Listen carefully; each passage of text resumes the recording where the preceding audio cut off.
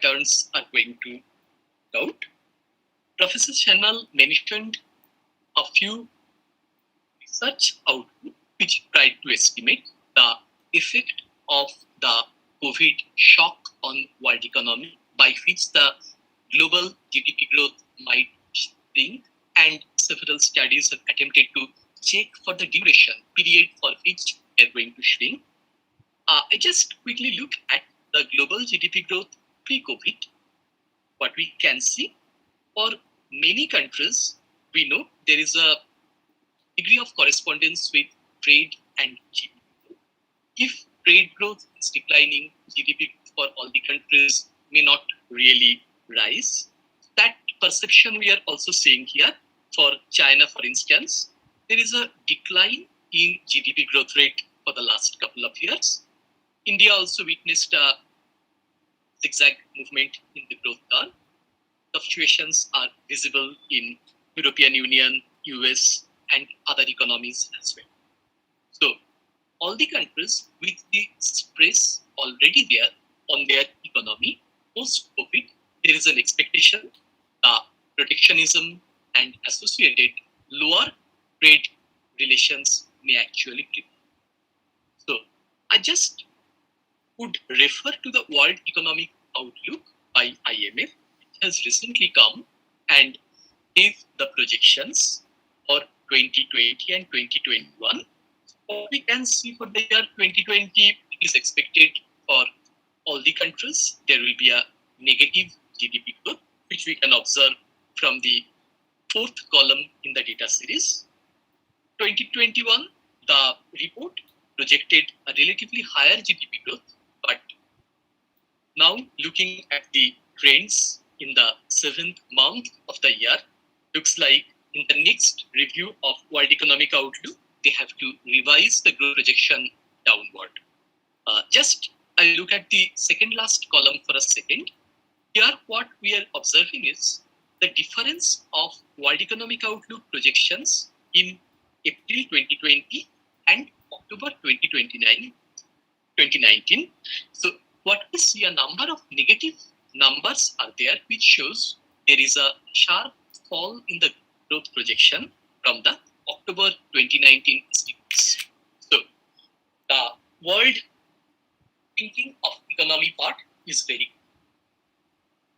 Without going in details about the numbers that are coming from various academic studies, general equilibrium as well as partial equilibrium analysis, I will just look at the response that many countries have made in the recent period.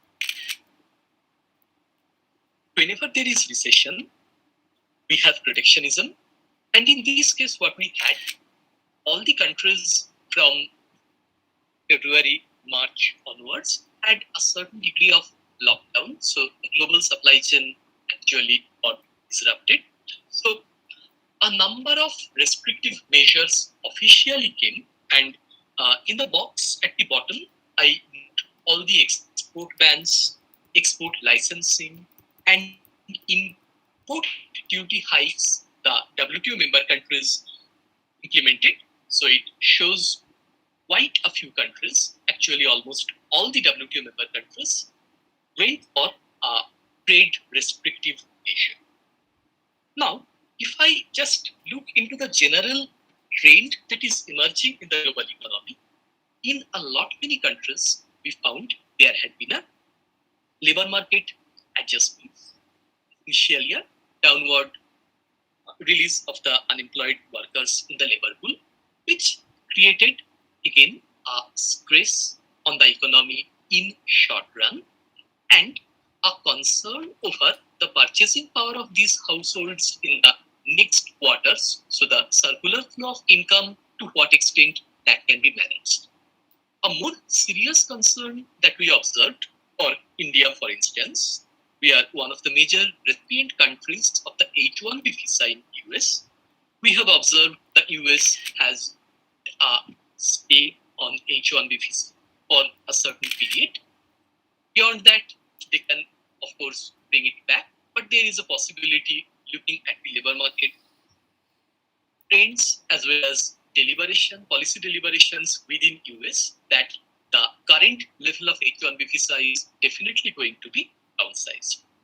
That is definitely one concern. And from the health perspective also, some of the experts said perhaps the option because it will involve less travel.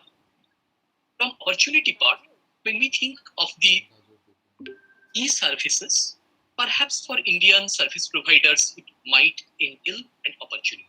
And sitting in India, the mode 3 services that we can offer, but it's definitely going to be a reduction in terms of Indian professionals going to America and returns. There is another degree of discussion in various countries going on, wherever there is a degree of dependence on immigrant workers, whether there should be a move towards greater degree of automation, which actually has already happened in Japan, Europe, and several markets, Germany in particular. So there is a possibility that the flow of workers, skilled as well as semi-skilled in certain cases, from LDCs in developing countries to the developed countries, that flow is going to be hard. So, on one hand, there is going to be a cost implication in service delivery and product delivery of the developed countries.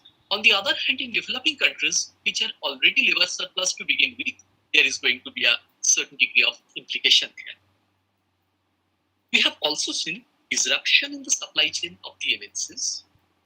So, might be European MNCs in Chinese market, it might be US MNCs in Philippines in other markets. So there had again been another discussion on offshoring, reshoring, and right-shoring. In fact, that is not actually a post-COVID deliberation again. When President Trump talked about building of the border along the Mexican wall, along the Mexican border, at that point also this deliberation came into picture that whether US corporates need to actually come back to US rather than relocating in Mexico for the lower labor cost advantage. So this, my hunch is, in the coming days, again, the corporates, in anticipation of possible supply chain disruptions, would take into consideration. So if quality product is being produced, then the cost advantage perhaps will not matter to that extent. Kind of a high-end and low-end product distinction is definitely going to make place with a major implication for the global value chains. We are also observing another level of development, again, not really a COVID ramification, but something which started before the COVID outbreak. But this is actually getting a more serious problem. I'm referring in this case to the WTO forum disruptions. Essentially, under WTO, all the member countries are supposed to be bound by what we call as WTO commitments, that they are not going to cross a particular Lakshman Rekha drawn by WTO in terms of bound tariff, that is the upper limit of import duty that they can impose on one particular product listed in their schedule of commitments. What we have over the period, the bound duty, that is the American charge, was fixed by WTO in 1995. That is the prerogative of WTO to negotiate with countries and fix. What the countries can do, they can fix the applied duty or the duty which in one particular year, during one particular, for a particular product, the commerce or finance ministers can set. So, just as an example, for an automobile, the bound duty can be 40%. Now, the country can set any tariff from 0 to 40%. They are not authorized to charge 40.1%. What we find is that for the period, countries had reformed their applied duties to a relatively low level, coming to suppose as a hypothetical example of 10%.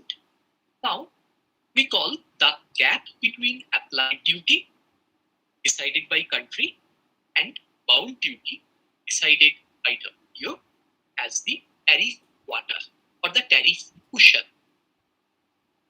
Now, countries are actually increasing their import duty from the 10% before COVID to 15 or 18%, which technically they can because they are not crossing the 40% bound duty promised under WTO. So they are not violating the WTO provision, but they are definitely becoming protections. Can WTO now control this protection? They can. Can WTO control the rise in imposition of anti-dumping duty across countries? Technically they can, but practically, unfortunately, the answer will be no. For that, I will just look at one development again, which strictly is not in a COVID development, but we expect post-COVID it's going to be another serious concern. The US in December 2019 said that the WTO appellate body framework is not actually helping the cause. Let me take a minute here.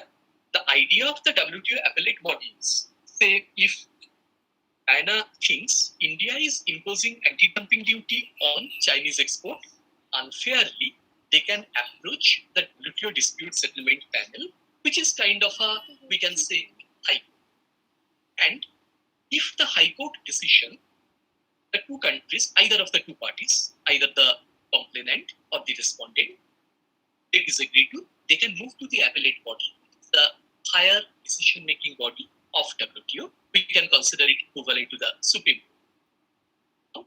Now, US said the appellate body actually has gone beyond their original brief. And many a times they have interpreted the WTO agreements during the disputes in such a fashion that has led to economic loss for US. This is a bit important point. If you look at the WTO dispute settlement results, you will observe US has actually considered defeat in WTO forums maximum number of times, closely followed by European Union and several other countries. The idea is WTO is actually a democratic organization. So, every country, US and Bhutan, both are having a single vote. So it's possible for countries to challenge and defeat US in the forum. So US will take exception to this provision and in effect what they did, blocked appointment of jurists in the appellate body, which put the international trade framework in a suspended animation. The idea is, suppose all the cases that are pending appellate body now, they will not be heard. Any case which is going to the dispute settlement stage, one party disagreed with, they can simply appeal to the appellate body, which is kind of a void now. So it will never be solved. What we find, WTO might actually have a limited power to help the current global trade stalemate. And before I proceed further, I will point to one particular scenario. I'm sure all of you keep hearing that India imposed a lot of trade disputes against China in terms of anti-dumping duty. Why can we do that? There is a provision, what we call as the non-market economy provision, by which if a country is not a market economy, then a country which is intending to import anti-dumping duty, they can actually do it with relative ease. China joined in WTO in 2001. It was supposed to be a non-market economy up to 2001 to 2016. It lobbied several times to get that status revoked. Countries did not agree. In fact, US and India beyond 2016 has not yet agreed to consider China as a market economy. So in recent period, actually very recently on 17th July 2020, Chinese government in one of their review for an American export, it's a in propanol, energy and pharmaceutical sector product, they called US to be a non-market economy for that sector. What is non-market economy? The idea is here the price of the product is not strictly determined by market forces, that is the demand and supply curve. Stated alternatively, we can say the Chinese yuan was being managed by the Chinese government. It was an administered price that we are observing. Rate of interest, the land rates in China, in several cases, it was observed. The local government has a say or control over determining the price. So that's why it was considered non-market economy. When China declared America to be a non-market economy, I think in future we are going to have more serious disputes on this front. So just passing two disputes involving India. Both cases, India appealed the decision. Claimant had been other parties. US challenging some of the Indian export measures is in the appellate body now, and nobody knows when the result would come out. The panel agreed for a decision in October 2019, and Japan contended some of Indian safeguard actions. Here again, 2018 the panel report was submitted.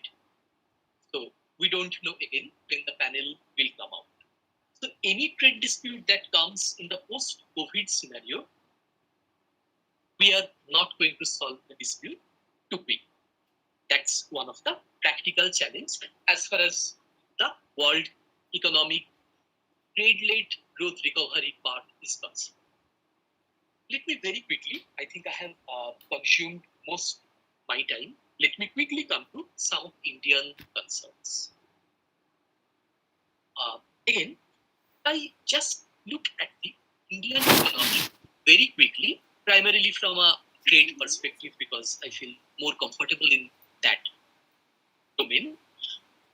India expected a major export growth after joining WTO in 1990. But around 2002-3 period, we realized that we are not really going to gain a rising market share in the world just because of our affiliation to WTO and access to the most favored nation treatment granted by WTO members to each other. We require a preferential trade agreement. I can explain it in the following manner. Suppose one WTO member, by the most favored nation clause, promised to charge a 5% duty on all WTO member countries. Say, if we think of India and US, India importing automobile, charging 5% duty on US. But when India enter into a free trade agreement with ASEAN, we are going to offer them 0% duty at which the ASEAN import can enter the Indian market. So, essentially, the two countries, the two parties are going to give a reciprocal access at tariff elimination to each other and other trade barriers as well. So what India did from 2005 onwards, as you can see, India entered into a number of trade agreements with countries. Entering trade agreement, we realized that India's competitiveness is relatively lower. So we tried to ensure there is a qualitative rise in production. The Science, Technology and Innovation Policy came in 2013. Make in India came in 2014. And in 2014, we also graduated to the Act East policy and joined in the RCEP negotiation, which is the Regional Comprehensive Economic Partnership encompassing ASEAN and 6 of its bilateral trade agreement partners, China, Japan, South Korea, Australia, New Zealand, and India. Now, it was considered that by joining RCEP, we can get technology from Japan, South Korea, Singapore, and other countries, which would essentially improve the qualitative standard of Indian production and export. Now, we undertook a number of reforms for facilitating that. FDI reforms, a series of that from 2015. Skill India mission, that a foreign player, if they try to relocate to India, they can get skilled workers in the country. Improving the ease of doing business. So, establishment, expansion of business, accessing capital, neither becomes a problem for a foreign fund coming to India. But despite all the reforms, what we see, November 2019, India pulled out of the RCEP negotiation, citing that our concerns are not being adequately addressed regional law. COVID came in between. We can jump cut to May 2020. India launched the Atmanirbhar Bharat Abhiyan, which we can say is kind of a need to consolidate the domestic production. Why we are moving in that direction? I just look at one slide in following, and in the next period post-Galwan conflict with China, the banning of Chinese apps and investment biddings from various Chinese infrastructure companies has come. So what we see that India's resolve to be a little bit inward-looking is coming in the recent period. Why that is happening? I'll just look at the trade structure of India, export and import. If we look at the percentage share of product groups, the broad product groups, of course, by raw material, intermediate, consumer goods, capital goods, I think I can just give a quick example here.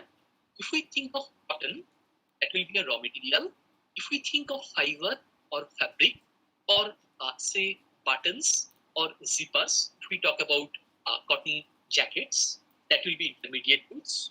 If we think of a 100% cotton shirt or any garment, that's the consumer good, and the textile machinery is the capital good. So, likewise, anything and everything that can be traded, we can club in these four categories. We see that India's export basket is primarily consisting of intermediate and consumer goods, whereas if you look at the imports, what we observe, we have to import a lot of raw materials still. We are not producing intermediate goods also. If you look at, the import share is quite high. If we compare it with China, another country, you will find China has graduated from being an exporter of intermediate and raw material. Of course, they export intermediate goods. In value terms, the importance has come down significantly. The consumer and capital goods China is focusing upon. Essentially, I will bypass this very quickly. It just shows India's average trade balance against countries. And with China and other countries, there is a sharp trade deficit that is growing over the period. So if you try to look at the post-COVID scenario, and from there we just try to think, what are the opportunities for India post-COVID as well as post-Galwan? One of the challenges that we are observing in India, we are having a major growth or inclusion of Chinese products coming in the market. For instance, if we look at the average share of China in Indian imports per period, I'm taking 4-period average. Essentially, the first period shows when India was depending on WTO or multilateral route for export promotion. 2010 is a period when India slowly tried to gravitate towards the regional trade agreements. 2011 is a period when India actually entered into a number of regional trade agreements with ASEAN, Japan, and South Korea. And 16 is a period when India actually opened negotiation in RCEP, and after which we opted out. So what we can see here is that In very many products, the importance of China in Indian import has increased, which is showing the raw material, intermediate, as well as consumer good import that is increasing. Conversely, if we look at the export basket, China has actually emerged as one of the major export market for Indian products across categories. I'm only looking at a handful of product categories. If we look at the entire list, the point will be all the more important. So let me just spend a minute here on one of the last points I would like to do. There exists the OECD Trade in Value-Added database, which shows what is the domestic value-added content for a product. Let me just take how can we interpret the results. We are looking at a number of product categories, and here the sum of the vertical columns, say we take the base metal and fabricated metal products column here, the sum will be 100%. So India's total export in 2005 of base metal in percentage terms is 100%, and what we see is that the value contribution of the 100 rupee worth export from India was 67%, which means India depended on 32% of imports for the raw material for this category from abroad. Likewise, for chemicals, 67.4% has been the domestic value addition in India, and the rest had been the imported value added content.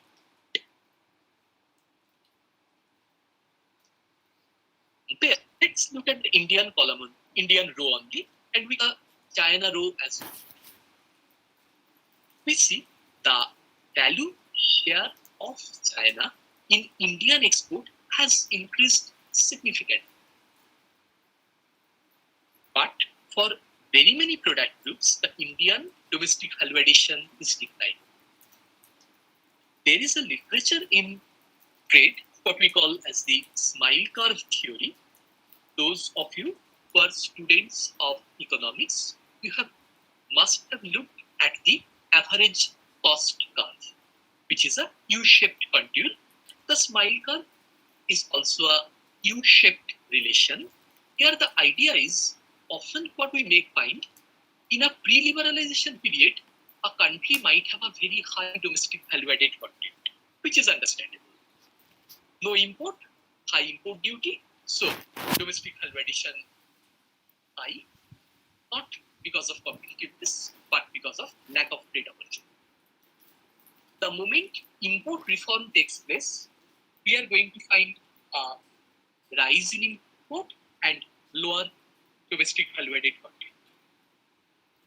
But if the country can become competitive with cost advantages or product advantages, then the curve or the domestic value addition point will rise once again. For China, if we observe, we will see they are actually on the upward sloping phase of the smile curve. India actually is in the middle point or the bottom point of the smile curve, essentially showing that there is going to be certain challenge for India at least for some time. So if we try to think whether the COVID can become an opportunity for India, if let's say the country indeed go for blocking the Chinese products import in the country, will that help India in consolidating the domestic sector? Answer will be possibly. Why are we going to say possibly? It's because in very many products now, India has become crucially dependent on China. I'm just taking the example of pharmaceutical sector exports and the revealed comparative advantage over the periods I'm comparing for India and China. Some of you may definitely have noted in the month of March, India had banned export of several pharmaceutical ingredients and formulations. These were the formulations that India banned export of. Why did we ban the export of? Because we are crucially dependent on import of raw materials of these products from China.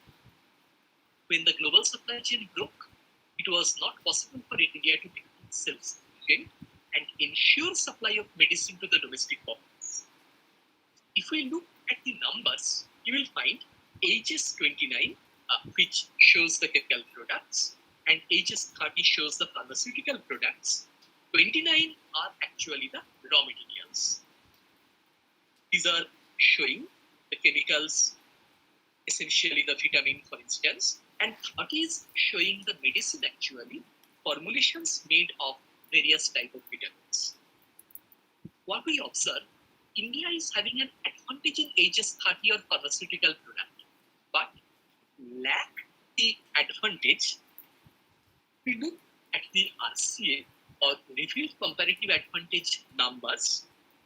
RCA less than 1 implies a country is not having a comparative advantage.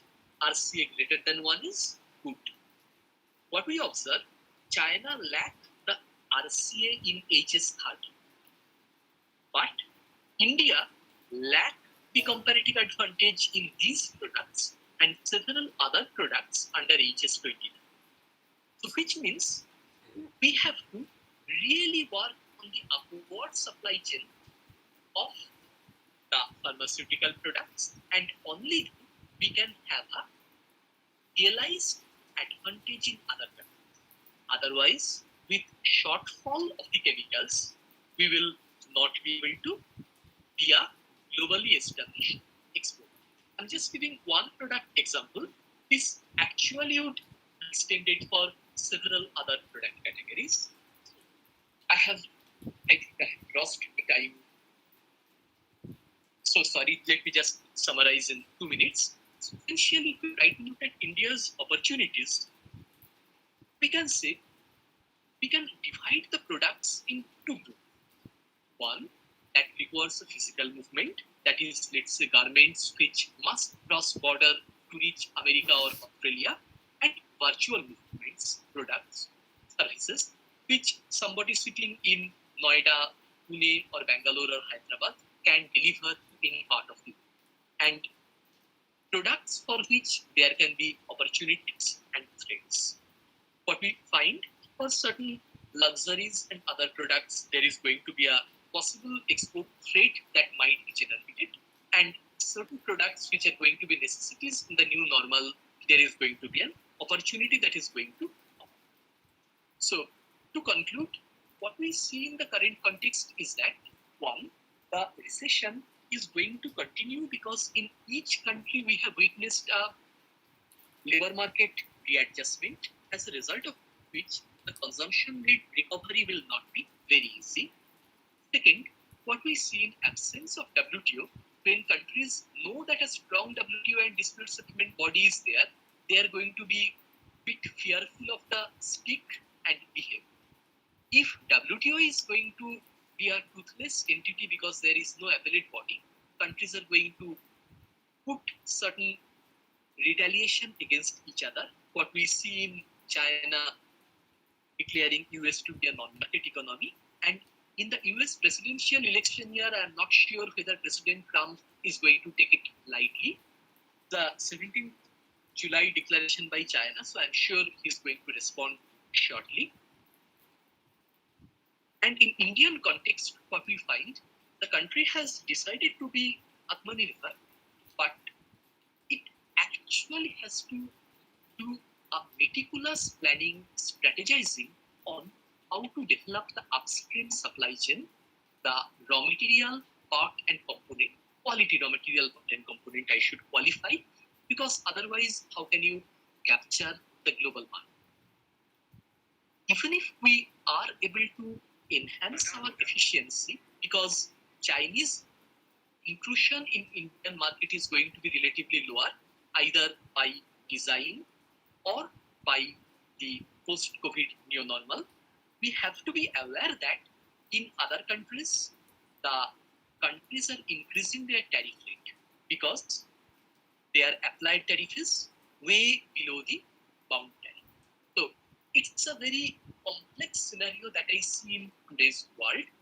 So domestic recovery, domestic consumption-based recovery would be a difficult proposition.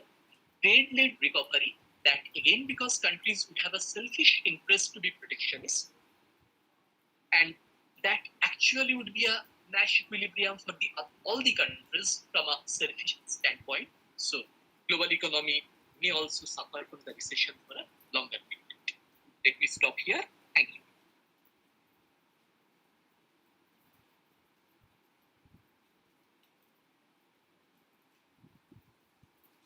Thank you, Professor Chakraborty, for your informative lecture.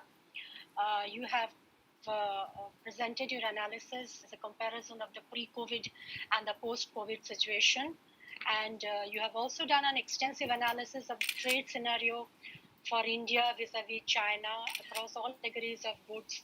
And you've also identified the advantages and the threats for India in the global market. And there's a need to identify the proper channels according to you and areas and to work on it, and then can India really become Atmanirbhar to that extent. So I'm sure there will be a lot of questions regarding this, but we will take up the questions once the second lecture gets over. So now it is time to move to a second lecture to be delivered by Dr. Ochinto Ray, Professor, College of Business, Tennessee State University, USA. Professor Ray has done his post-graduation and doctoral research in economics from Vanderbilt University and completed postdoctoral bridge program from the University of Florida. He also holds professional certificates in the areas of big data and cybersecurity technology and policy from MIT. His research interests are in financial statement analysis, data science, econometric and statistical modeling, economic implications of cybersecurity with a particular reference to banking and financial sector, measurement of efficiency and productivity, economics of innovation and R&D, applied microeconomics, healthcare economics, and policy. His research works has been published in many reputed peer-reviewed journals, like the Manchester School Journal of Economics, Economics of Innovation and New Technology, Economics Bulletin, Accounting and Finance Research, EPW, etc. He has been a peer reviewer to many leading international journals, including American Journal of Preventive Medicine, American Journal of Public Health, Journal of Epidemiology and Community Health, Manchester School, Applied Economics, Applied Financial Economics, British Medical Journal, Economics and Human Biology, Social Science and Medicine, and Bulletin of the World Health Organization. He has presented invited talks at many international reputed institutions, including the World Institute of Development Economics Research of the United Nations University, the George Washington University, Wharton School of the University of Pennsylvania, University of Waterloo, and Indian Institute of Management. He presently holds the chair of the University Faculty Handbook Committee, Tennessee State University. Professor Ray is going to enlighten us about the global structural shifts due to COVID-19 pandemic. Welcome, sir. The stage is now yours.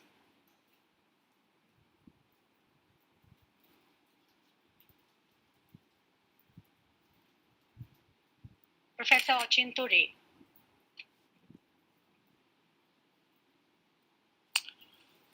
Good morning. Can you hear me well?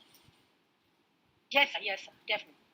All right. Thank you very much for the wonderful introduction. Very kind and very generous, much appreciated.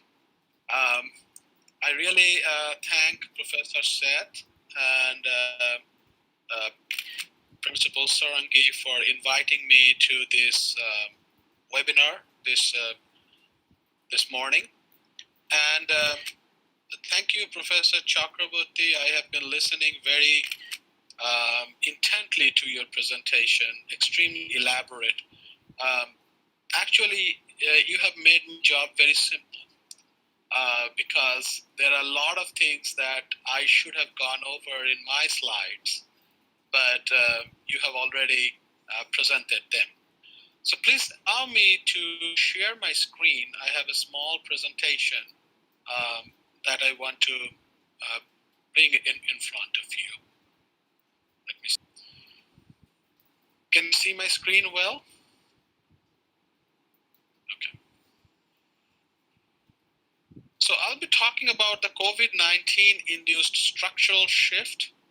I'll be talking about the post-COVID economic situation specifically for India. I know Professor Chakraborty reflected on a lot of data from all around the world, a structural shift around the world, and we are going to see decline in economic activities and GDP. But I want to India, and I want to speak a little bit from a historical context about what this context means and how we can use our historical knowledge to inform our decision going forward.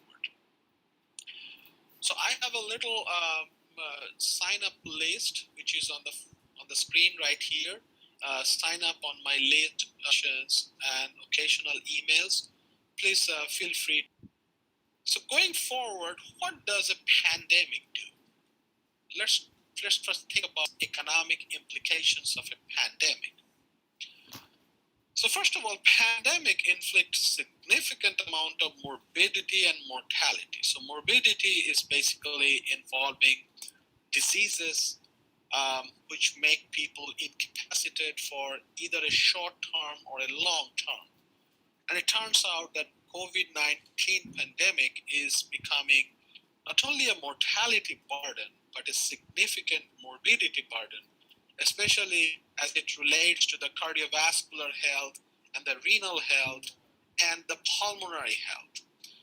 And we are the people who are recovering from the COVID-19, they may face significant health damages going forward in terms of their internal organs and brain and cognitive functions. There is a new research and we are learning something every day.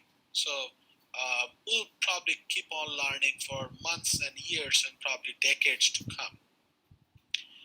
Pandemics also lead to significant disruptions in commerce and gainful economic activities. And as we have seen in history again and again, pandemics often lead to institutional failures, famine, war, and regime changes.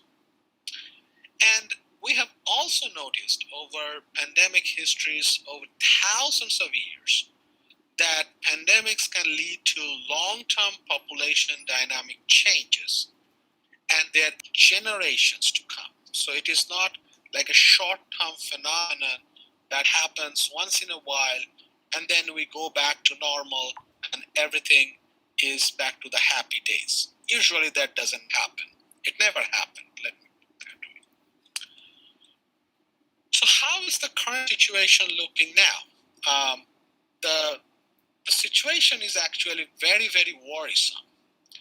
So about 15 million people have, and this number may be very conservative because there could be are not yet. Recent reports suggest just in New Delhi, about 23% of the population might have been infected already. Experts are fearing in the United States. Same thing about the USA, about 4 million infections, but it is likely to be several fold than compared to this number. Over 612,000 people already died worldwide, and we are learning that this number is very COVID-19. Many people might have died because of cardiovascular and pulmonary, but categorized as COVID death.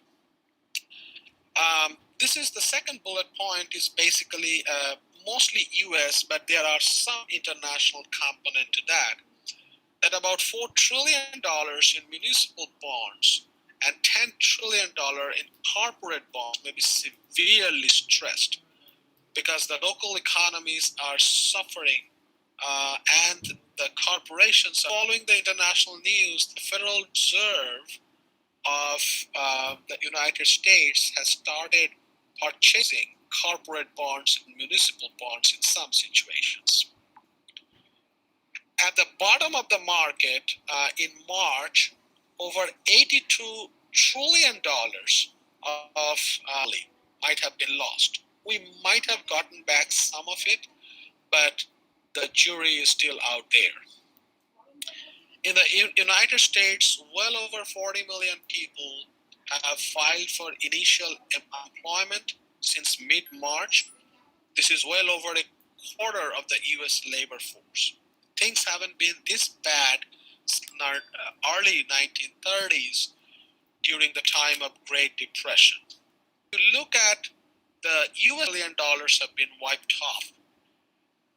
And widening credit default swap is really pointing to a worsening of the credit worthiness of the banks. And there is a very good chance that a banking crisis followed by a foreclosure crisis and probably the municipal and corporate bonds are going to make the world economy a far and dangerous place for months and years to come. So here are some key questions and some realities. We keep talking about the pandemic now and what is going to happen in the future. So how long will the pandemic continue? Current research suggests that we are not going to be out of pandemic anytime soon. Probably and for months and probably years to come. Last flu pandemic lasted over 2 to 3 years. And we are also having a pandemic in HIV/AIDS that has been going on since 1981. That's close to 40 years now. The second point is, will the pandemic vanish as soon as we have a vaccine? There are several very important advancements that are being made, Moderna and Inovio. And as of yesterday, there has been some encouraging news out of Oxford University that suggests that they have been able to have significant immune response and T-cell activities for their vaccines. But unfortunately, even if we have a vaccine and it is imperfect, it is going to make the pandemic much worse because people are going to get the vaccine. Even the influenza vaccine is about 40% successful. So it doesn't work 60% of the time. So a lot of people are going to get the vaccine and they are going to assume that they are immune, but actually they are not. They may be asymptomatic or pre-symptomatic, and they will be spreading the virus.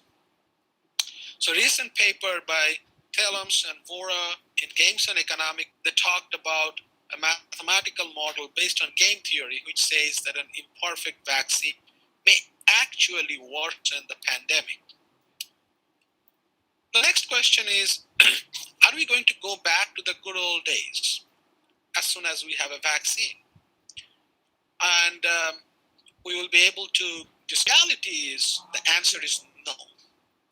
We are also, and summer temperatures are not of, because once a virus spreads into the human genome system and there is a community transmission, it virtually never go away.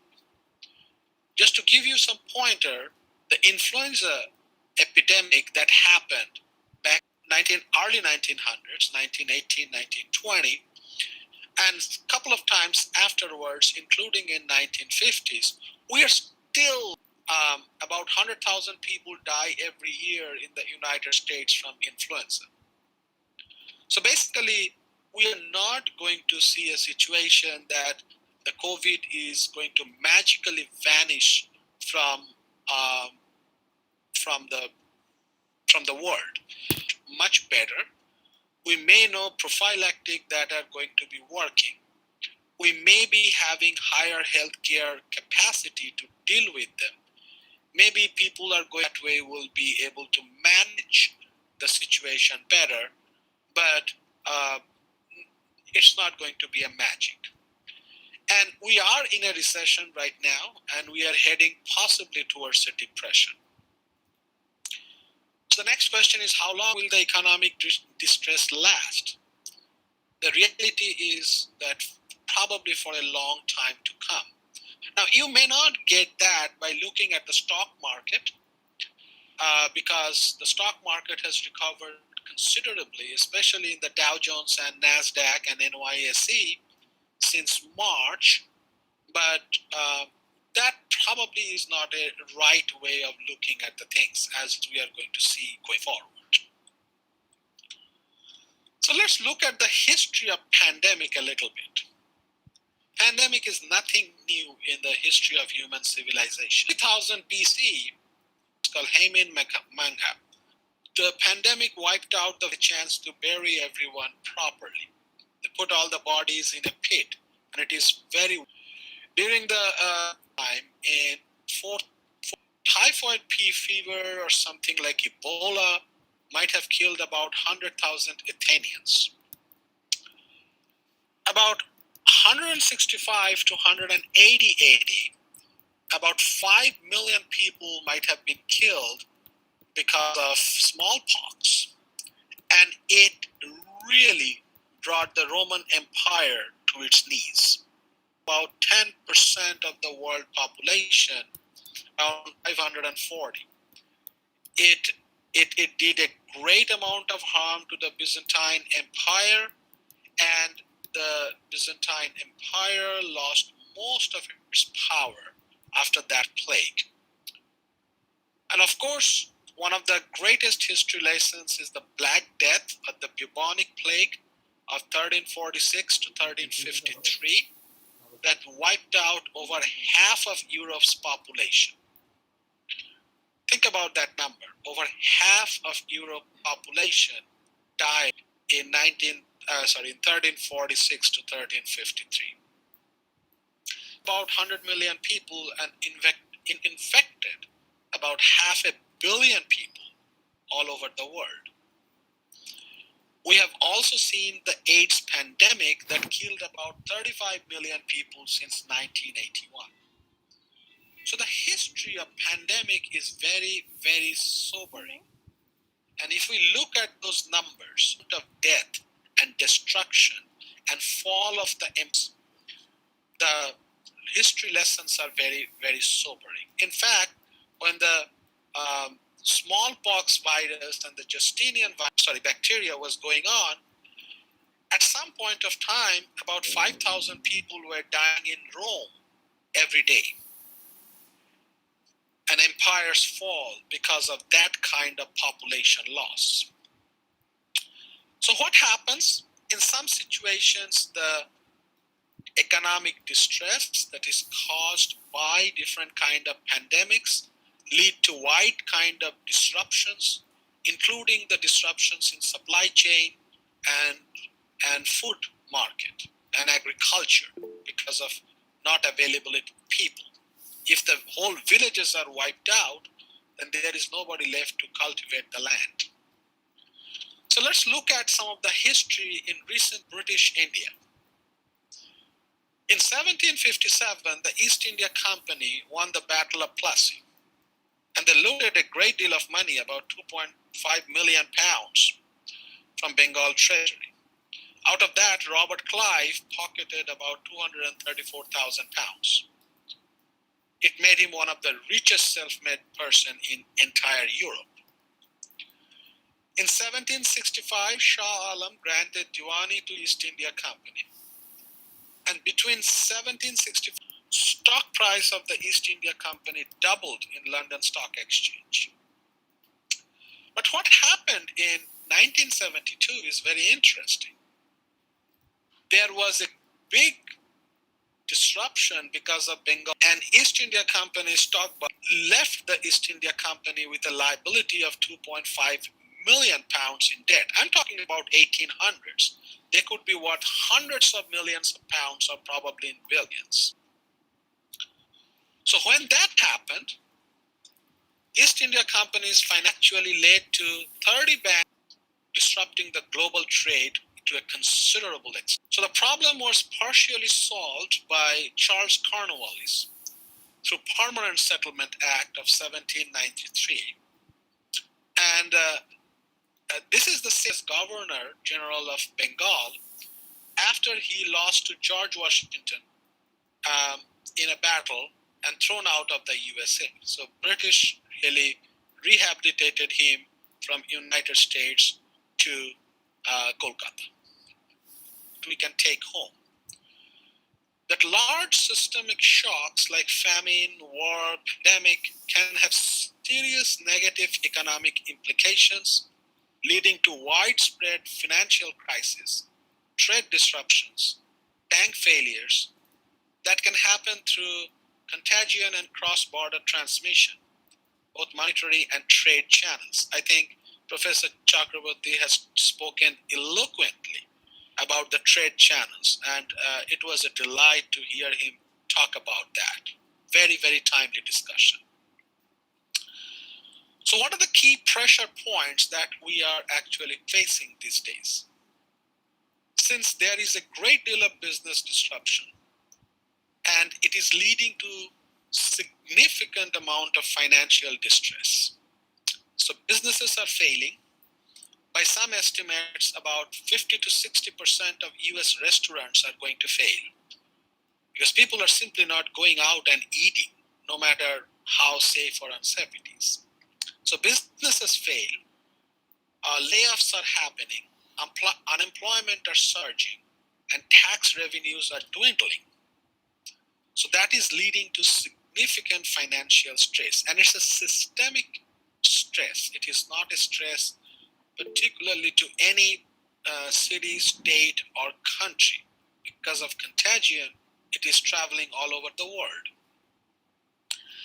So what happens when there is a financial distress? Basically, it leads to a decline in the asset quality of banks. Remember that the loans are basically assets of the banks.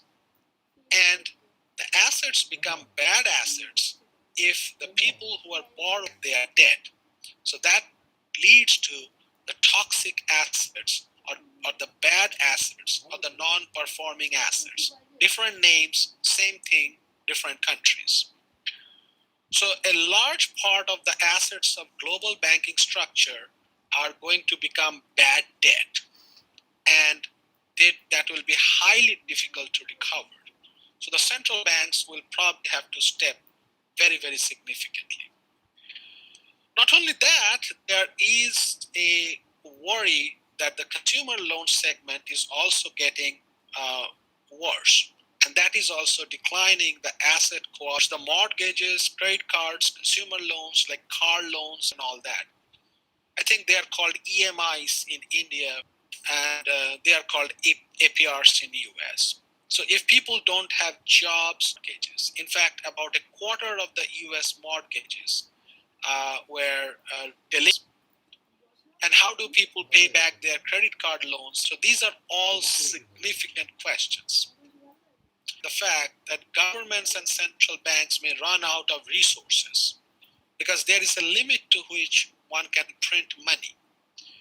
And we'll see that printing money may not help us in getting out of the situation. We'll have to think about strategic investments to take care of. Let's talk about some of the behavioral implications. Interestingly, when we talk about economic policy, we talk about economic policy as agnostic to a financial crash and a pandemic-related crash. They are not the same. We have to keep that in mind. They're fundamentally different. Economic crash, financial crash, like the one happened that is in 2008, 2009, 2010, the East Asian financial crisis that happened, the stock market crash of 2001, they all happened because of asset value mispricing. They did not happen because of a pandemic. This time, we are not having a mispricing that is driving the economic crash. It is the pandemic, and I'm going forward. So what are the implications for that? There could be significant room for, they don't know what is going to happen in the future. So if they get out of going out and spending the money, they might try to conserve cash as much as possible. The same is happening with the businesses. Between March and May in the United States, the total amount of bank deposits increased by $2 trillion. So businesses are not spending money, even if the government is paying them directly, because they are saving it. Then they don't know whether those things are going away in the future, etc. And we are in a liquidity trap because we are floating in so much of liquidity, and the rate of interest is practically zero in the developed countries after adjusting for inflation. And Europe has been talking about a negative interest rate for a long time, Bank of America and Sweden and all that. So we are in a liquidity trap, the classic Keynesian liquidity trap. Money, expansionary fiscal policy, transferring money to people and cutting of taxes may not be effective. And if we are in a liquidity trap, increasing the money supply may not be effective. The classic ISLM model, the fact that an expansionary fiscal policy may fail to move the aggregate demand curve.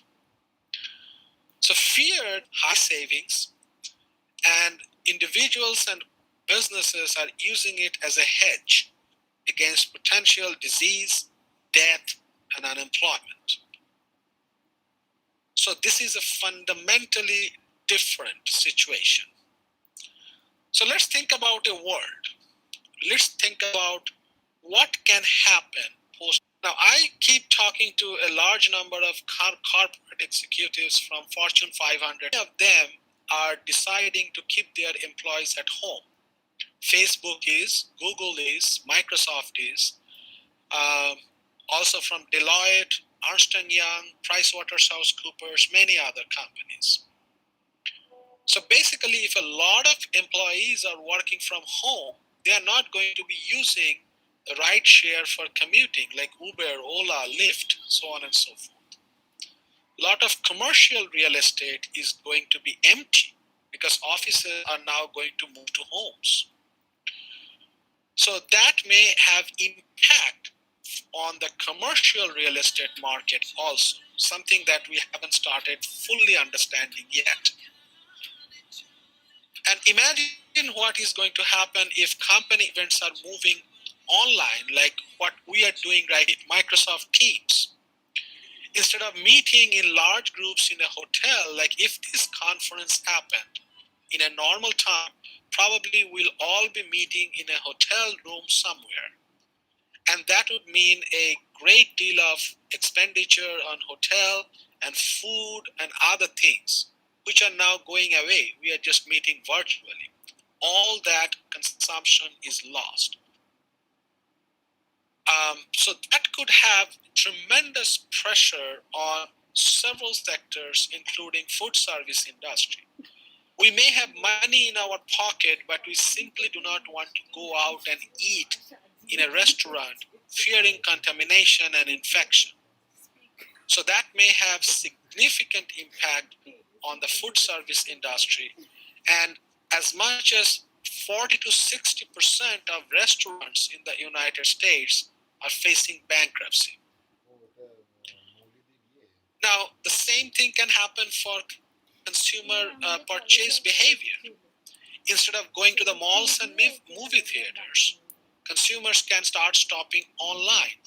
We have not been really to any stores in the past 4 months, mostly shopping online, Amazon, Instacart, Flipkart, I think in India, and several other outlets. And instead of going to a movie theater, consuming entertainment online like Netflix or Amazon Prime. So that can have devastating financial blow to the malls and movie theaters.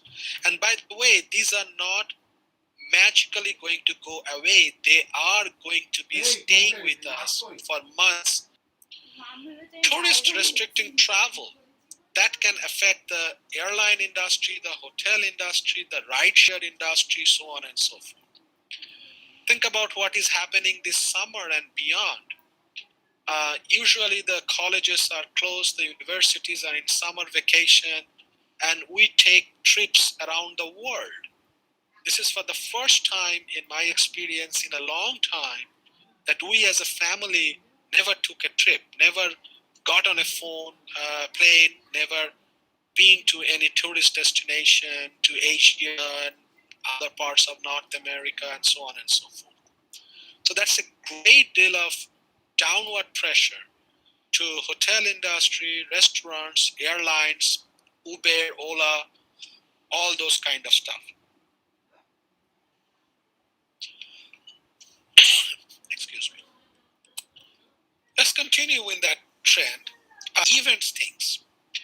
Individuals may get fearful of getting together in large numbers, like religious festivals, sporting events, cultural events, and that may have significant financial blow to the event-related activities and the economies that surround it. For an example, if Durga Puja does not happen this fall in Kolkata, we may lose billions of dollars of economic activity because people are not going to spend that money. And the repercussions of that are going to be felt for months and years to come. Many of the small businesses may lose their business altogether. Also, work from home culture and falling commercial real estate demand are reducing the need for rental real estate. So that is going to significantly affect the real estate investors.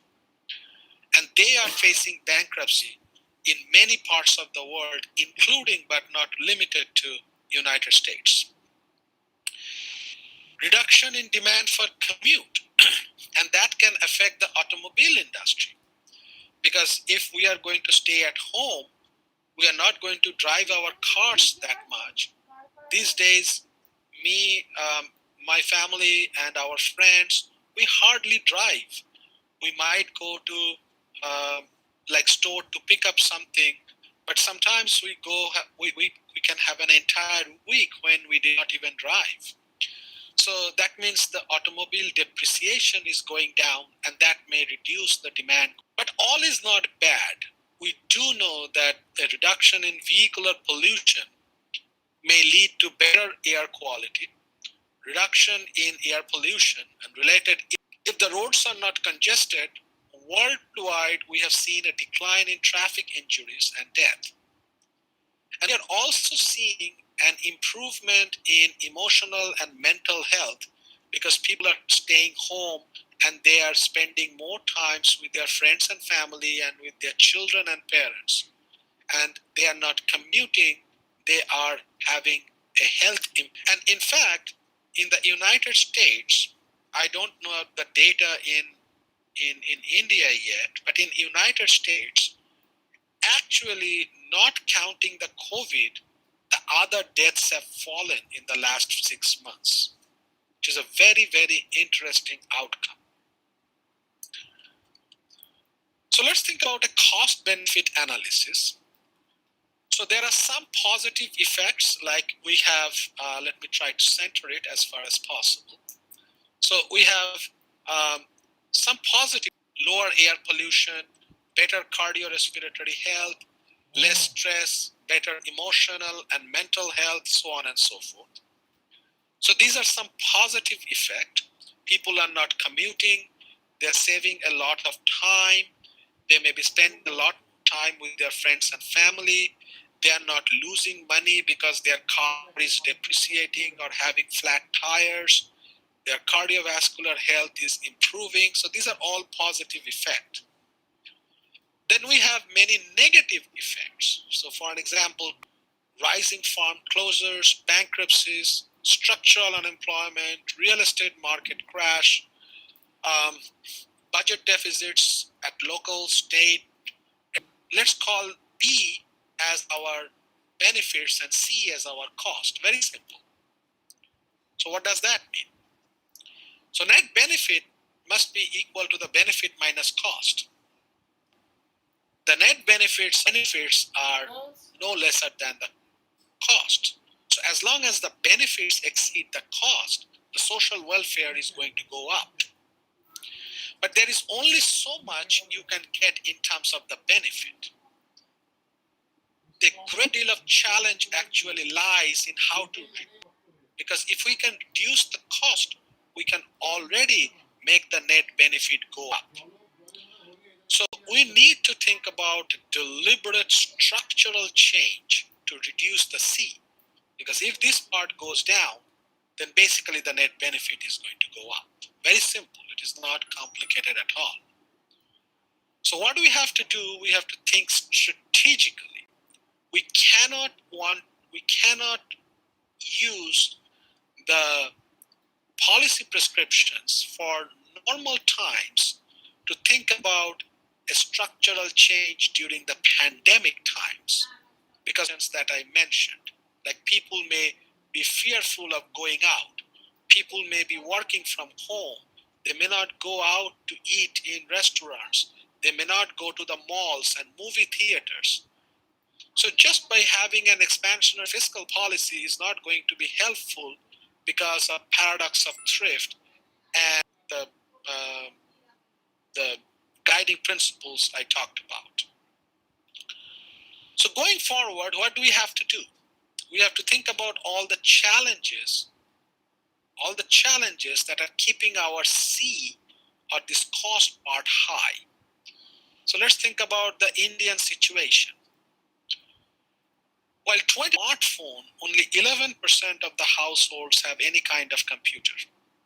I believe many of us in this meeting are actually, and computer, I do not only mean a desktop, it could be laptop, it could be notebooks, computer equivalent, or netbooks, or palm tops, or tablets, which could be substituting for a computer, which is very important for educational purposes, seeing a presentation, working on document, doing analysis, so on and so forth. So the mission Antodaya is a nationwide survey of villages.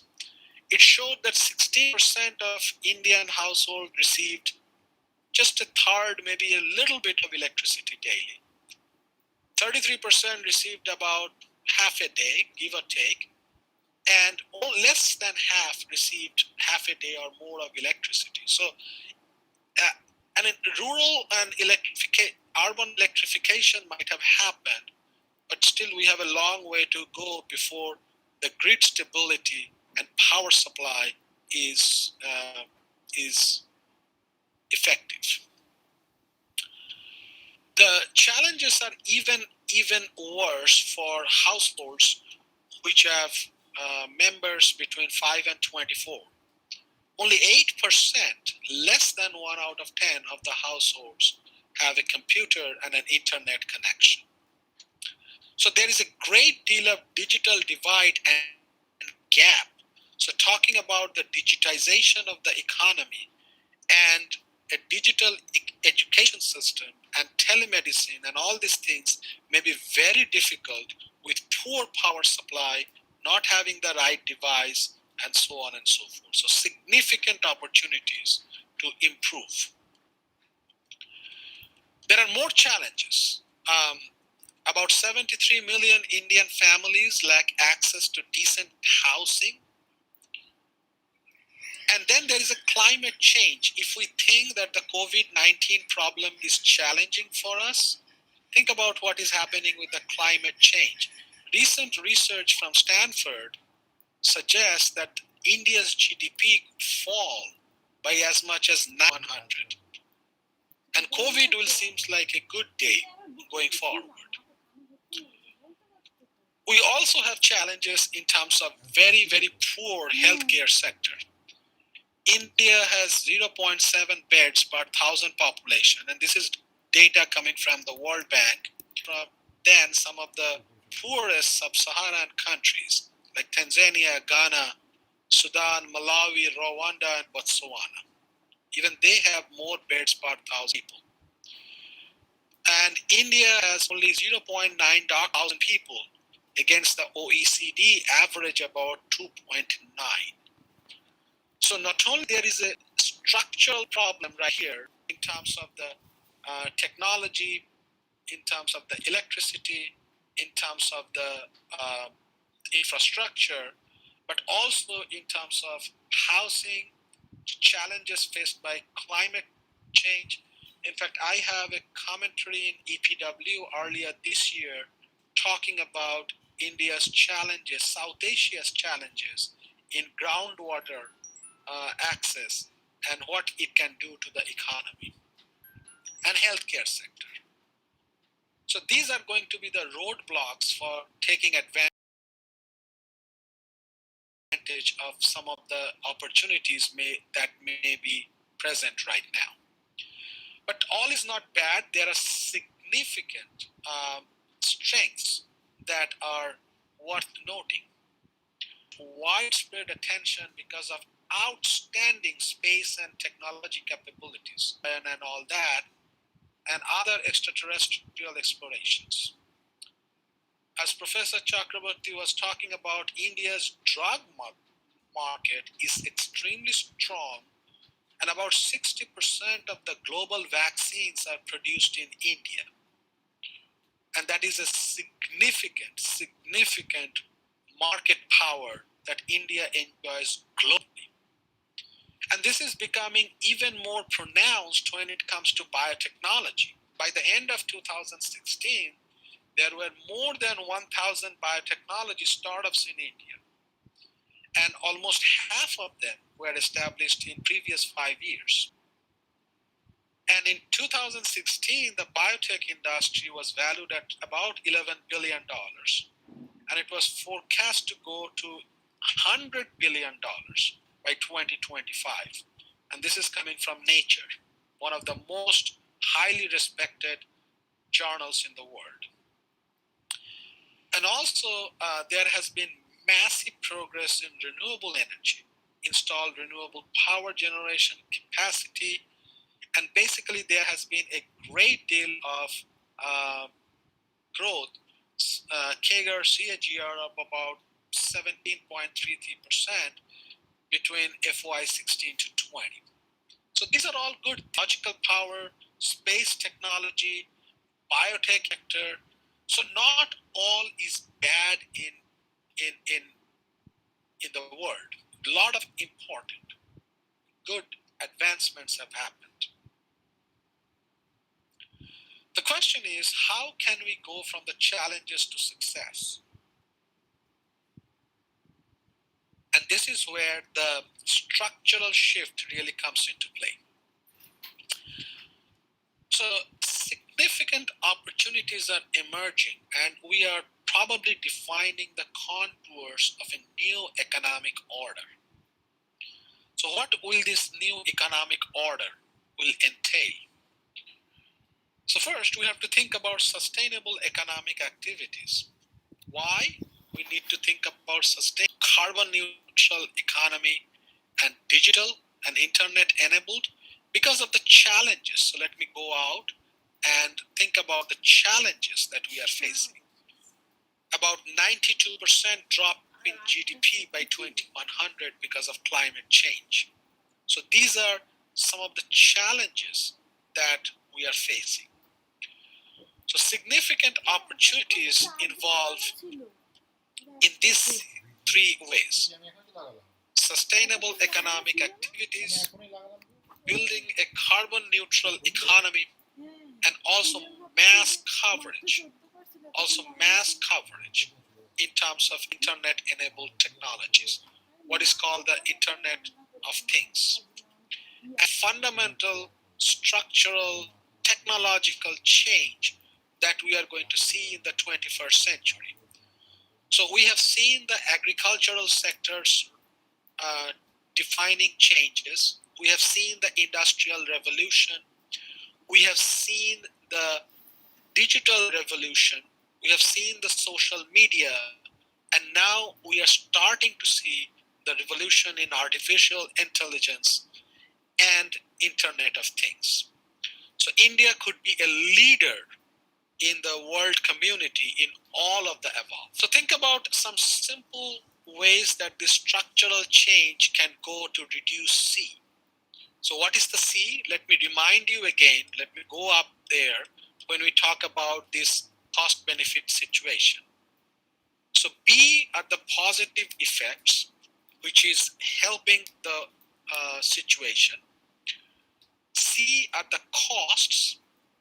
We want to maximize the social welfare by, my theory is by minimizing the C, by having a structural shift. So let's think about the ways that we can minimize the cost. So here are some examples.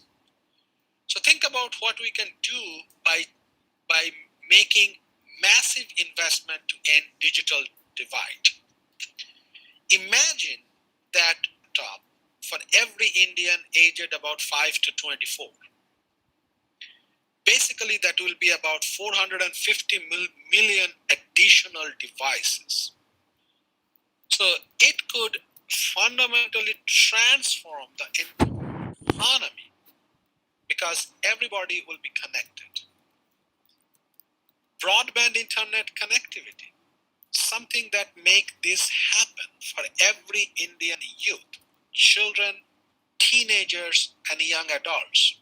If they can sit access fantastic lectures from all over the world and learn from the best of the professors from all over, fundamentally transform sector, especially for those the highest education. Think about what is going to happen to telemedicine, e-prescriptions, and internet-enabled wearable technology to maximize access to healthcare. For an example, one can have an Apple Watch that can measure the body temperature and getting all the data and the doctor can see the patient via a camera and diagnose probably simple ailments. Medicine with 1.4 billion people. Now, many of the things have started happening already, but the fruits of the good things are mostly concentrated in urban affluent areas. There are vast swaths of suburbs and rural areas which are not yet connected fully. Think about what digital technology do to the story in Times of India. I think it was Mumbai or Pune, I forgot. One of the major cities, they would put their orders on the WhatsApp app, going to the farmers, and they were eliminating all middlemen, getting money directly to the farmers. So it can significantly improve the quality of the product if it is then sent to the individuals. It can preserve the nutritional quality of the food. It can increase the income of the farmers, so on and so forth. So from education to telemedicine to Internet of Things to digital technology-based agricultural entrepreneurship, opportunities are almost endless. And unfortunately, many of the things we are rediscovering in crisis. It's fast. It is not that they have not been happening. It is just become change to reduce cost in modern farming. So there has been some very, very interesting business case studies. One of them in the Entrepreneur magazine, which looks at 5 startups that are revolutionizing the concept of urban farming in India. Now, when we talk about farming, we usually, but increases can become our greatest source of food too. And one of them is vertical farming. For an example, there is a company that is vertical farming, and Amazon's owner, Jeff Bezos, he invested about $200 million in a company, I believe, called Plenty. Some airlines are doing that in Middle East.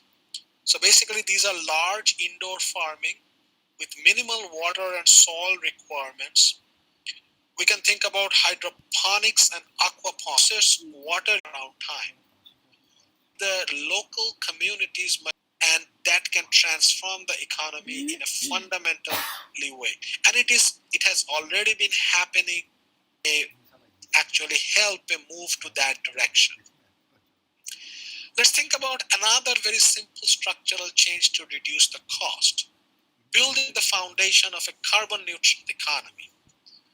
So the drop has been happening in solar panels and the cost of wind turbines, and there are massive scale ups in renewables in real time.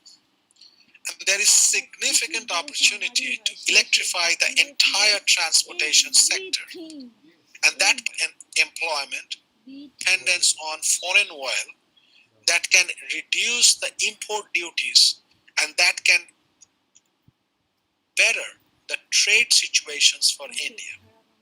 Just to give you an idea about the kind of advancements that has been happening, and post-COVID, we may have to think very seriously about adopting some of those.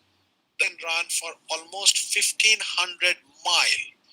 That is like going from Kolkata to Delhi and back to maybe Mughal Sarai. And the batteries could be swapped in 90 seconds. Obvious. They are very cost effective. They are recyclable and reusable. 5 rupees per kilometer. An electric vehicle, we can get rid of the carbon, and we can charge those batteries by using the renewable power, the solar panels, and not use the coal. Whether you talk about I have given you here 3 examples. One is the digital divide for education, broadband connectivity, telemedicine, internet wearable technology, digital entrepreneurship. Another example could be the urban farming, changing to vertical farming, aquaponics, hydroponics, all those kind of modern structures. And then I have also talked about carbon neutral economy. And in next 10 to 50-year period, trillions of dollars of economic activities are going to be concentrating in those 3 areas. Let us revise them one more time. Digital technologies, agriculture, and then carbon neutral economy. Trillions of dollars. But we have to think about a structural shift and not really keep thinking about a government tax benefit or putting money in people, but rather make fundamental investments in technologies, whether it is digitization or agriculture or carbon neutral, so that we can make the economy structurally different.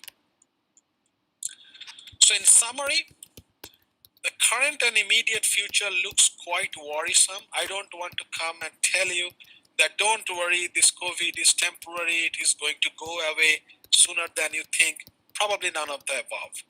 Unfortunately, many more people will die. Many more people are going to be infected. Companies are going to lose their businesses.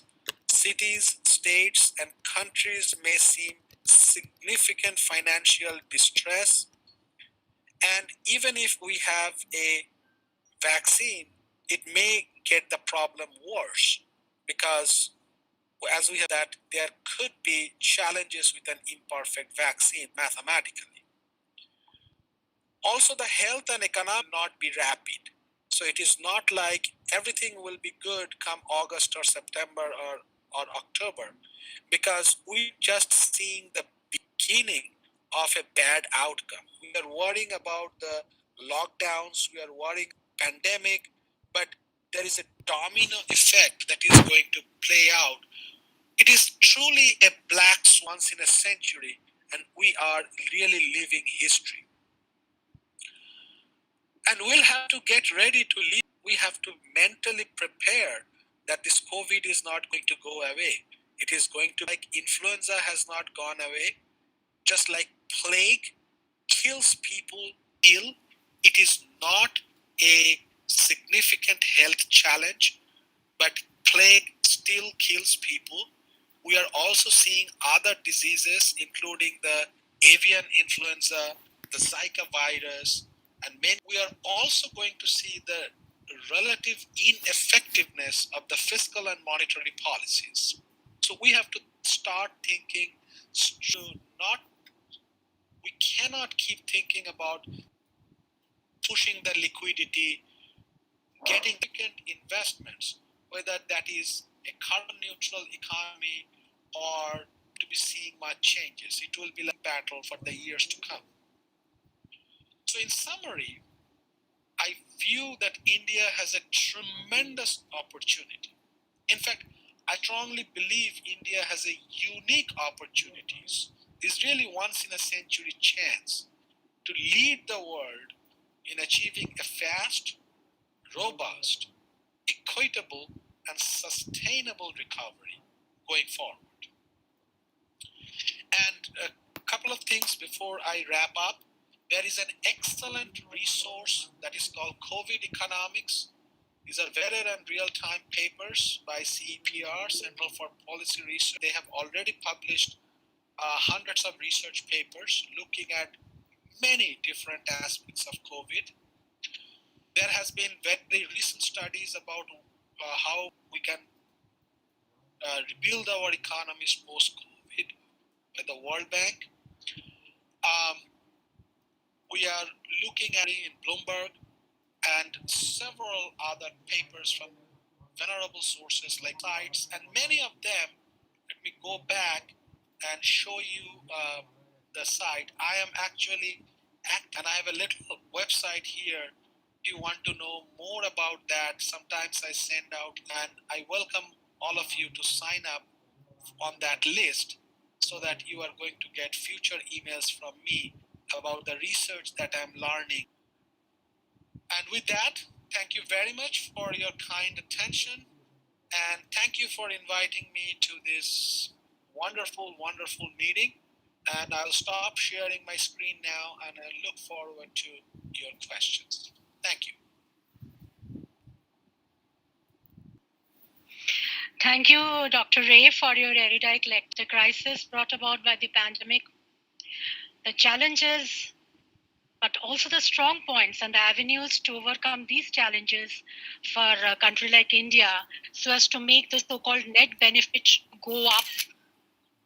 And thank you for your lucid explanation, considering the fact that as audience, we not only have undergraduate students of our college and other colleges, but also we have high school students from many schools that are participating as audience in today's webinar. So thank you so much, Dr. Ray and Dr. Chakraborty.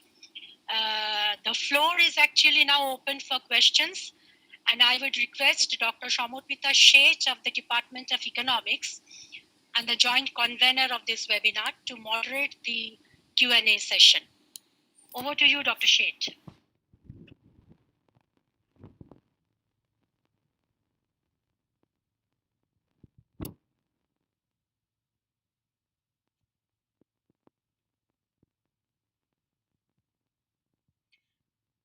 Professor Shamotmita Sheth, are you there?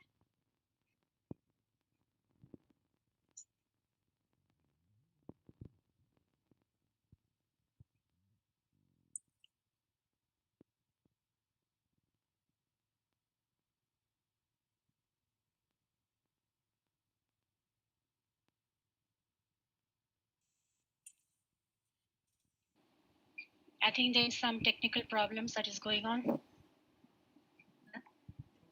Hello, am I audible? Yes, you are.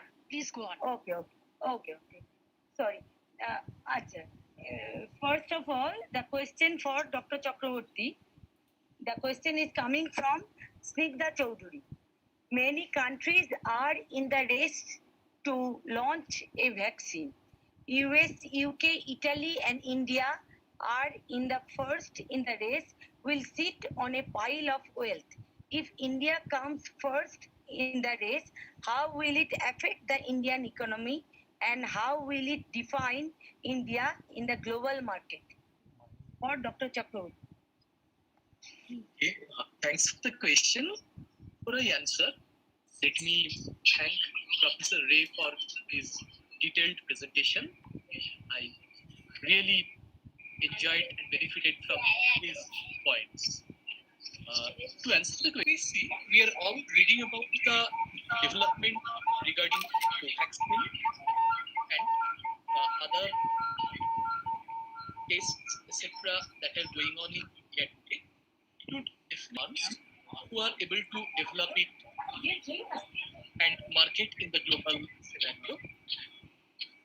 I would add, it is not simply the vaccine for corona which would actually be beneficial for the Indian players in terms of generating value and accessing the global market. It would definitely play a major role. But we also have to keep in mind it's not simply death because of the disease, it's also the comorbidity which is becoming a very important point. And for very many other diseases for which India is already having some generic version of the medicines we produced treatments. In addition to that, he mentioned India is to some extent in varying degree dependent on China for the APIs for these medicines. We also have the Ayush and other medicines in India, some of which not all of them would be approved by the other countries, like US FDA, I know, would not grant mutual recognition for some of the Ayush medicines. But many of them, their the raw material is actually the traditional knowledge of India, and they are very much available within the country. Medicinal herbs, I mean. So, to answer, the vaccines, Covaxin, and others would definitely be a benefit for India to capture the global market. But in addition to that, the target of the Indian pharmaceutical companies should not only be developing a vaccine, but also to target the other elements in which comorbidity is high and accordingly place India as a global exporter of these categories.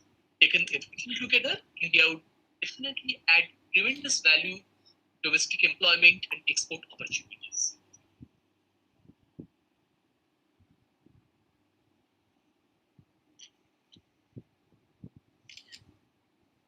And next question.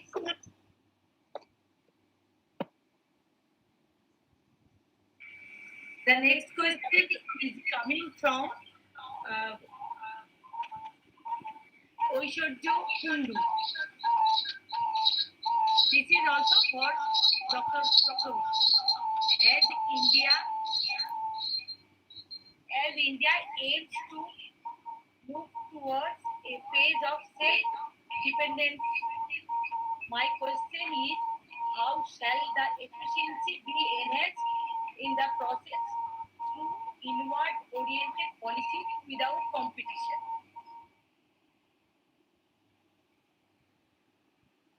Can you repeat the question? Please actually, okay, I think question in the chat box. Problem in my connection, I believe. Okay, the self-dependency. As we all know, 91, before that also India was self-reliant, remember? So that happens.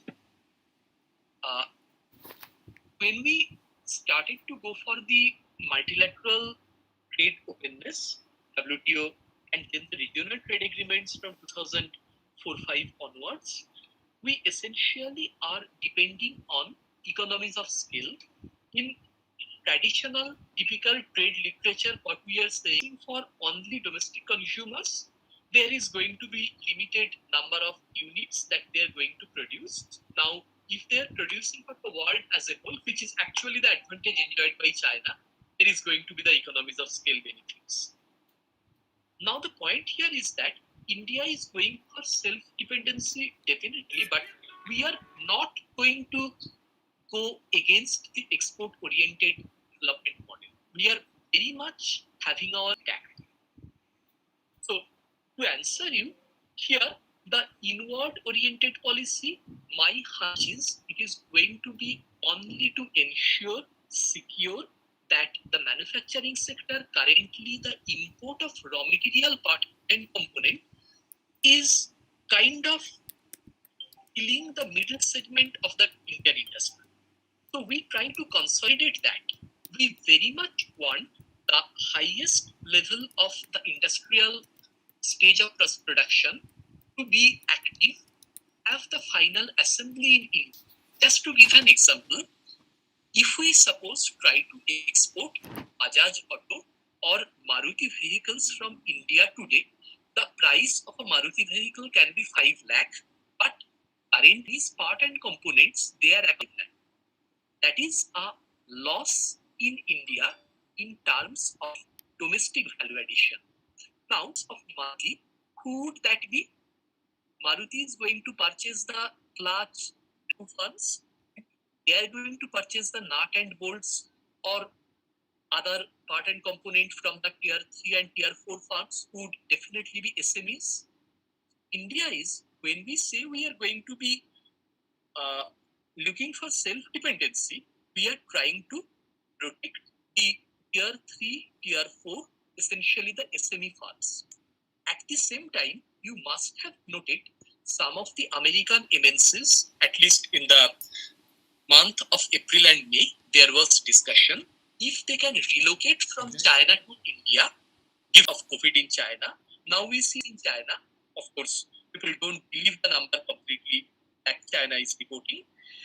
So if India has to allow foreign MNCs to come here, they must try to ensure that India is becoming the final assembly hub. So it means we are going to supply skilled workers. We are going to produce the part and component at a cheaper rate. We are of course going to import some. We cannot produce everything. The lithium battery, for instance, cannot be produced overnight. We have to have some dependence. Solar cells, the solar batteries, some import from China. We cannot again stop overnight. Perhaps we are going to be self-sufficient over a period of 1 year, 2 years, like that. So export would always be the final measure of success of India's inward-looking policy. I don't think we are going back in the pre-91 days. All we are doing, the SME sector that lost on the face of the Chinese competition, we are trying to give them a breather so that they can, in the next course, maybe in the next 2 or 3 years, can actually consolidate and contribute more significantly, meaningfully in the Make in India initiative.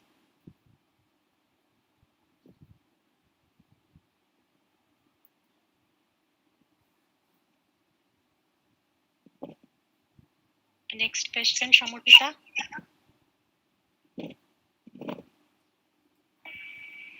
Yeah, next question is coming from Dr. Chakraborty. This question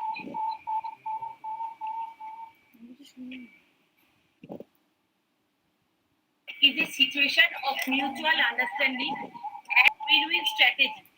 Due to banning of Chinese products and apps, this strategy will it break? Is it a sign and starting of breaking trade relationship?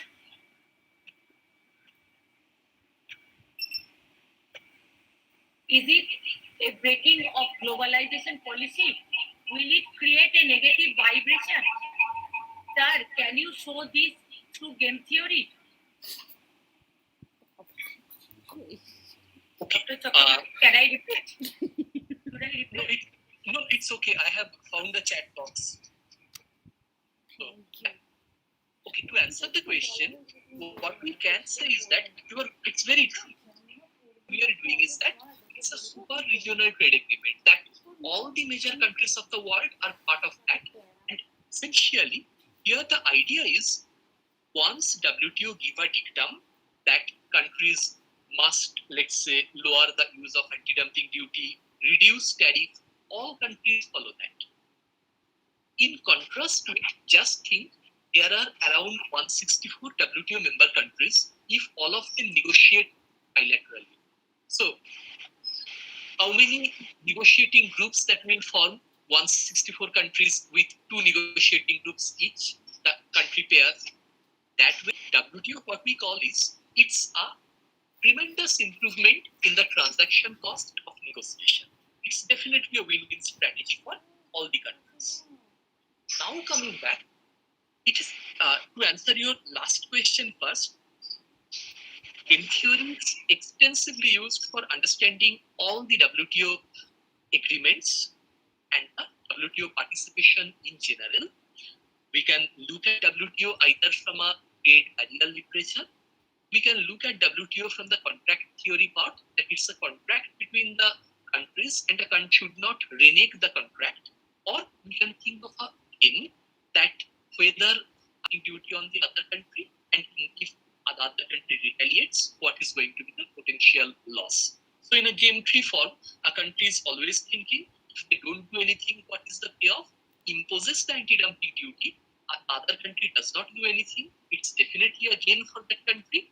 But if the country imposes the anti-dumping duty and the other country retaliates, then, well, it can be a end period gain, and the outcome would actually depend how the two countries are defining the payoffs in their function. So you can definitely use it, and you can actually search for WTO dispute settlement body, M theory PDF, or WTO anti-dumping agreement, M theory PDF. You will find so many papers with M theory representation. But to come to the middle question, is it a sign of relationship? Well, we have seen President Trump, when he came to power, he threatened that he will leave TPP, the Trans-Pacific Partnership. He actually fulfilled that statement. He also threatened that he will leave WTO. He has not left WTO yet, but his administration, by blocking the appointment of appellate body jurists, have actually crippled WTO. Only question is, US has invested tremendous energy. Trump administration might have limited memory of those exercises, but from Uruguay round from 1986 onwards, actually, in all the earlier rounds, Kennedy round, Dillon round, or Tokyo round, US has taken tremendous energy and time in negotiating, and what had been their ulterior motive? That all other countries, they are forced to reduce their tariff barrier, reduce their subsidies, reduce their anti-dumping duties, essentially all the measures that lower the volume of pilot. US, my hunch is, they are going to push other countries to obtain your trade deal. President Trump already said he preferred making deals, but coming out of WTO is not likely. The other countries now, what I see is that everybody, they are kind of testing the water. Why they are doing so? Because they are assured of no real action against them. Why that? Because if there is no appellate body, a dispute, once it goes to appellate body, it's going into a void. There is no appellate body decision. So, what we have seen when in 2001 period, after the Doha round of WTO, when WTO negotiating tariff, there had been a number of regional trade agreements that popped up. Like we had seen the India-centric FTAs and very many other FTAs. We might actually see a couple of FTAs coming up. Regional trade agreement, there will be 10, 12 countries. And it's always much easier to resolve a dispute if for the obvious reason. So, WTO may not pick up, but it actually might enable the negotiating pace to falter for a couple of more years. At the same time, let me add one thing.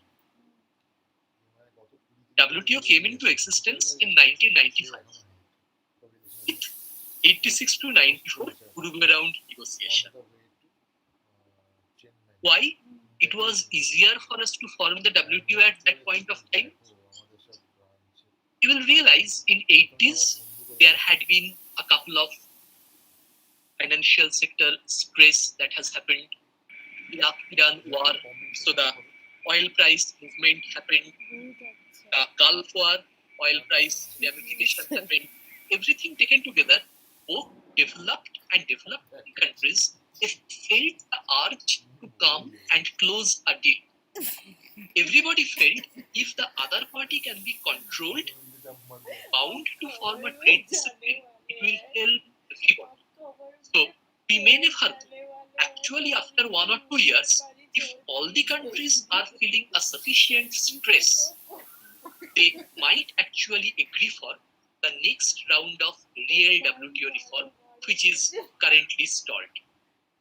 We should not forget that came in 1948 simply because earlier all countries faced the Second World War, so everybody wanted to export. So I think we should keep it in that spirit. WTO may again be resurrected from the current suspended animation. Thank you.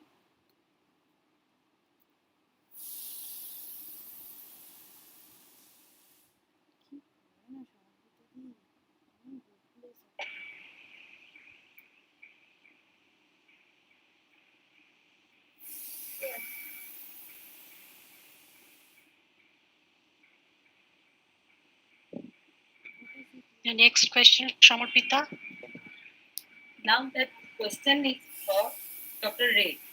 First question is coming from Professor Ratanu Ghosh.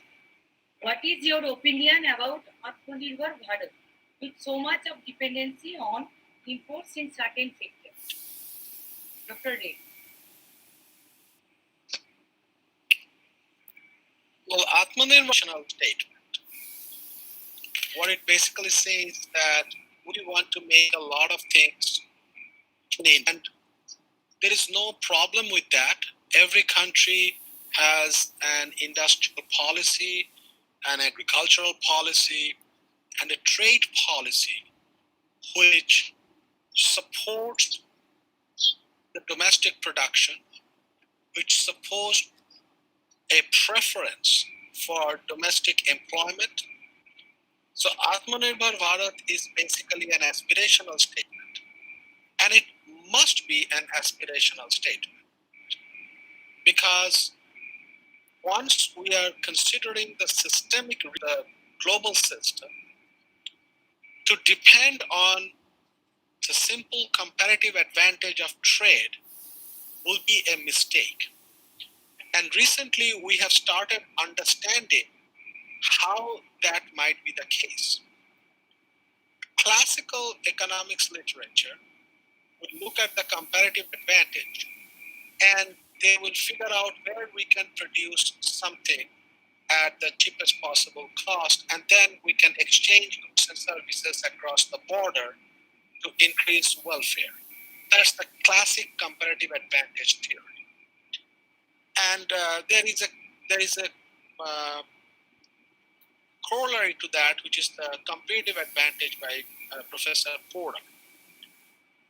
But I think are finding it out now, and also the financial world, that we have to really understand the systemic risk that can come from agglomerating economic activities to particular areas of the world. So if something happens to those parts, basically it can challenge the whole world. So think about what can happen if there is a shock. Maybe there is a war that can happen in Middle East. Maybe there is a bad political situation in the major oil producing countries in the world, the Indian economy. So for any country to think about a development policy that reduces the systemic risk, and that is a very, very important point, because in economics we often do not talk about systemic risk of the global production of minerals, what percentage of the global production of basic inputs comes from which countries. Then if we think of systemic risk, then India will do much better by producing a lot of things is a very, very good way of ensuring higher employment